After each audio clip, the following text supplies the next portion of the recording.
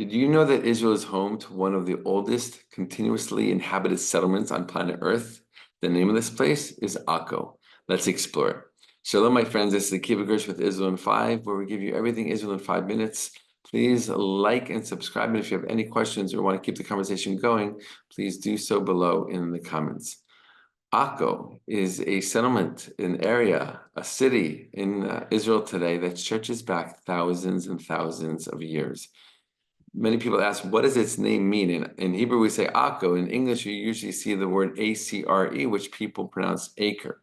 But its name, according to Jewish legend, comes from the fact that the waters of the world, of the oceans right next to it, the Mediterranean Sea, were overcoming the land, were coming onto the land and flooding it.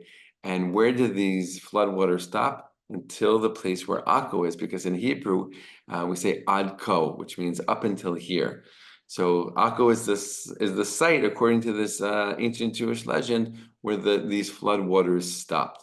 And Akko has a very, very rich history, again, stretching back thousands and thousands of years. It was conquered many times by many different leaders and empires, sometimes remaining just a simple, humble fishing village on the shores of the Mediterranean Sea for many centuries in a row. But it had this continuous settlement, which makes it very, very unique, not only in Israel, but in the world as well. Let's fast forward until more modern times. And well, before that, I should just mention that the site of Akko was a stronghold of the Crusaders, who controlled the land of Israel for a good 2 centuries. They had a huge fortress there. They built one of their classic Crusader fortresses in Akko, right on the shores of the Mediterranean Sea, which you can still see standing today, with its massive building and its pit and its bridge going into the building itself. And this was eventually going to be the last stronghold, the last stand, so to speak, of the Crusaders before they were completely defeated by the Muslims in the 13th century.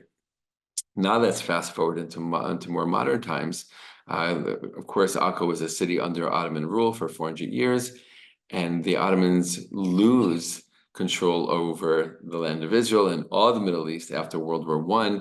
And eventually that land, including Akko, was handed over to the British as part of the Mandate in Palestine, which was given to them by the League of Nations in order to oversee the creation of a Jewish national home in Palestine.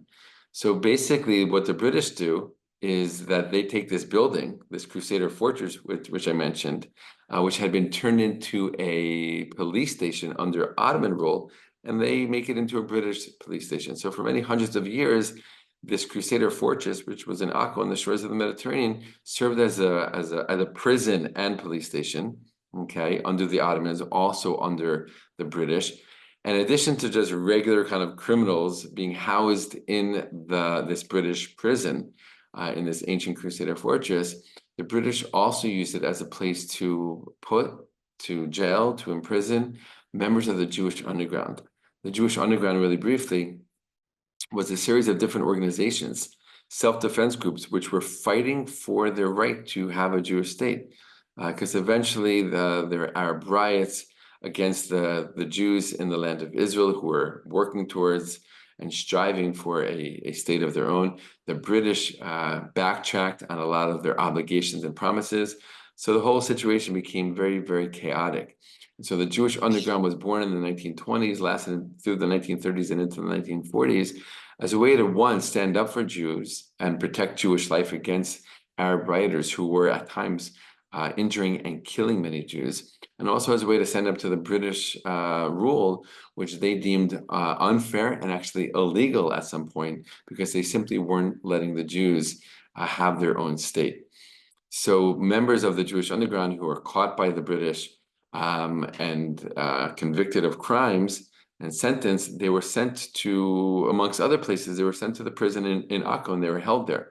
There was actually a very, very famous jailbreak from Akko. One of the greatest jailbreaks of all time happened in Akko, an amazing story in and of itself. But eventually, once the State of Israel is founded, that building, which again served as a Crusader fortress and an Ottoman prison, And then a British prison was no longer used as a prison. Eventually, it's after standing for many years, if not decades, kind of empty and not being used, it turned into a museum of the Jewish underground.